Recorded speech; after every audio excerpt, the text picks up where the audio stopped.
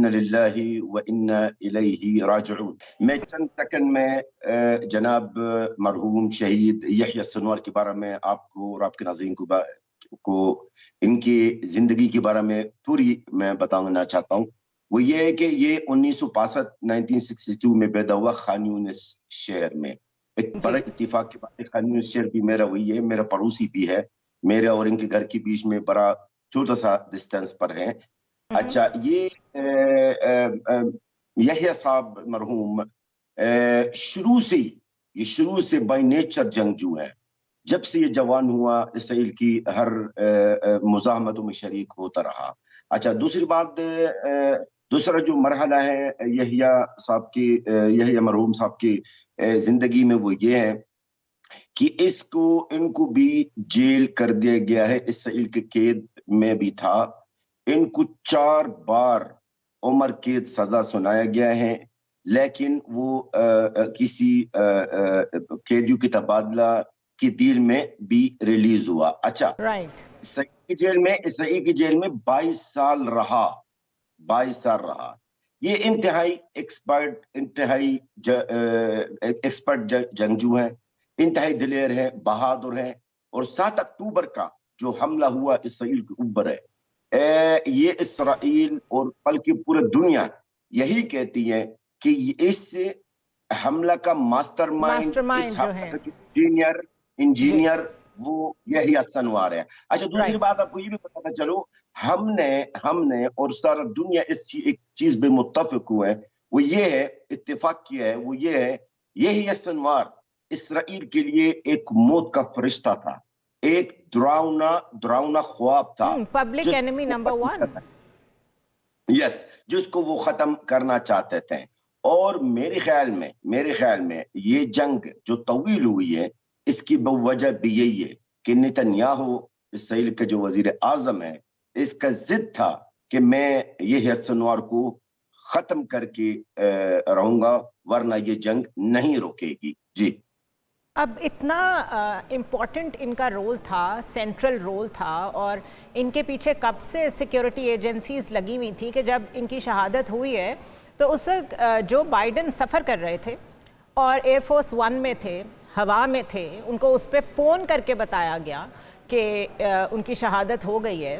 اس کا مطلب ہے کہ نہ صرف یہ کہ کون سا بیلسٹک سسٹم، ابھی میں اس کی طرف بھی آتی ہوں، کہ ملیٹریلی تو اکٹھے کام کر ہی رہے ہیں اسرائیل اور یو ایس، لیکن ان کی اسیسینیشن میں بھی ایک جوائنٹ ایفرٹ تھی، اور یہ ایک جوائنٹ ٹارگٹ تھے یو ایس کے بھی اور اسرائیل کے بھی۔ ایک تو اس پہ کامنٹ کریں کہ اس کے بعد سیز فائر اگریمنٹ کی کیا گارنٹی ہے، نمبر 1۔ نمبر 2، ہاسٹیجز کو چھڑوانے میں کیا آپ کو لگتا ہے کہ واقعی نتنیاہو انٹرسٹڈ ہیں؟ بیکاز جس دن ہاسٹیجز واپس آ گئے اس دن جنگ کی وجہ نہیں رہے گی، لیکن جنگ کی وجہ تو ابھی بھی ختم ہو گئی ہے، کیونکہ پبلک انیمی نمبر 1 یحییٰ سنوار کو تو آپ نے اسیسینیٹ کر دیا ہے۔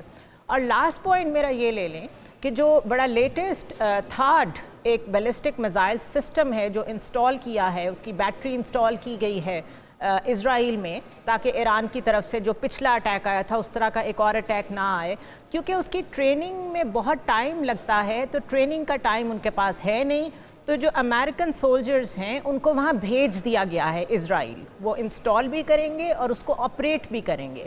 اس کا مطلب یہ ہوا کہ boots on the ground U S کے اس وار میں آ گئے ہیں۔ تو کیا اب یہ اسرائیل اور امریکہ کی مشترکہ وار بن گئی ہے؟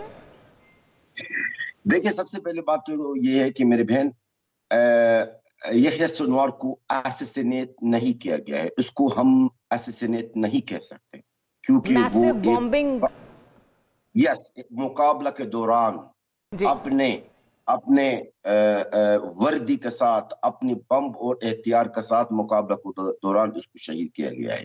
تو ایسیسینیشن اور مقابلہ میں شہید ہونا میں بڑا فرق ہوتا ہے، نمبر 2، اب آپ نے جو سوال کیا ہے امریکہ اور اسرائیل کی مابین جو تعاون، جو کوپریٹ ہے، صرف امریکہ نہیں ہے محترمہ، اور بھی بہت ایجنسیاں ہیں جو اسرائیل کے ساتھ دے رہے تھے، جو میں ان کا نام لینا نہیں چاہتا ہوں، شاید وہ ان میں سے کوئی ہمارے اپنے بھی عرب ہیں، جو یہ شاید آپ اس بات کو آپ نشر کریں، آپ کی مرضی یہ نہ کرے، لیکن شاید کسی اور نے بھی میں تعاون آپ کی کیا. بات کو صرف اس طرح سیکنڈ کروں گی کہ میں سمجھ گئی ہوں آپ کس ملک کی بات کر رہے ہیں، کیونکہ یہی میزائل سسٹم اس ملک میں بھی نصب ہے. تو اسرائیل اور کیا اسرائیل کے ساتھ تعاون جنہوں نے کیے ہیں وہ بالکل پورا فلسطینی عوام کو پتہ ہے کہ ان کو یہ سنوار کو تلاش کرنے میں تعاون کیا. جب میں ایک بات آپ کے ناظرین کو بتا دوں، امریکہ اسرائیل 375 دن سے 375 دن 40 کلومیٹر کے اندر غزہ کا جو پٹی ہے وہ ہمارا 40 کلومیٹر ہی پورا ہے، وہ یہ سنوار کو تلاش کرنا میں ناکام ہو چکے ہیں. اب نہ جو ان کے جو قیدی ہے حماس کی قبضہ میں، ان کو بازیاب کرانا میں بھی ناکام ہوئے ہیں. تو یہ میرے خیال میں یہ محض یہ جو بھی ہوا ہے مرحوم یہ سنوار کے ساتھ یہ محض اتفاق تھا، محض اتفاق تھا، ٹارگیٹڈ نہیں تھا.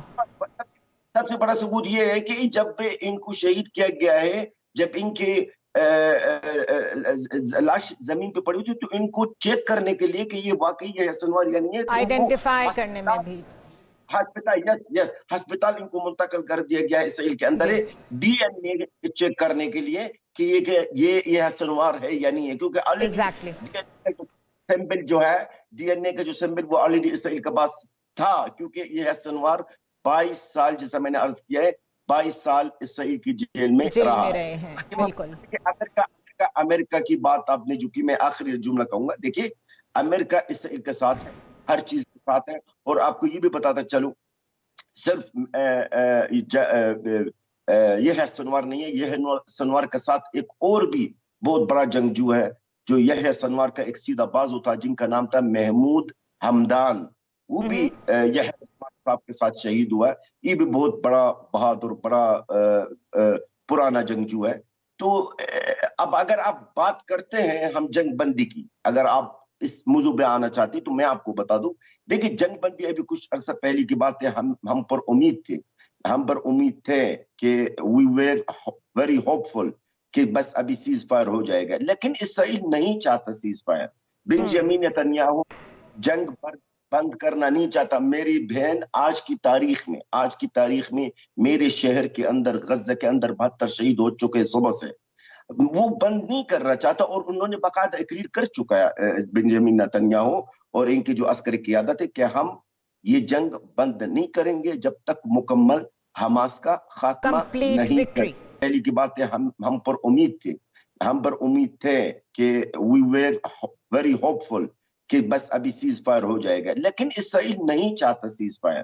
بنجامین نیتنیاہو جنگ بند کرنا نہیں چاہتا. میری بہن آج کی تاریخ میں میرے شہر کے اندر غزہ کے اندر 72 شہید ہو چکے صبح سے، وہ بند نہیں کرنا چاہتا. اور انہوں نے باقاعدہ اقرار کر چکا ہے بنجامین نیتنیاہو اور ان کی جو عسکری قیادت ہے کہ ہم یہ جنگ بند نہیں کریں گے جب تک مکمل حماس کا خاتمہ نہیں کریں.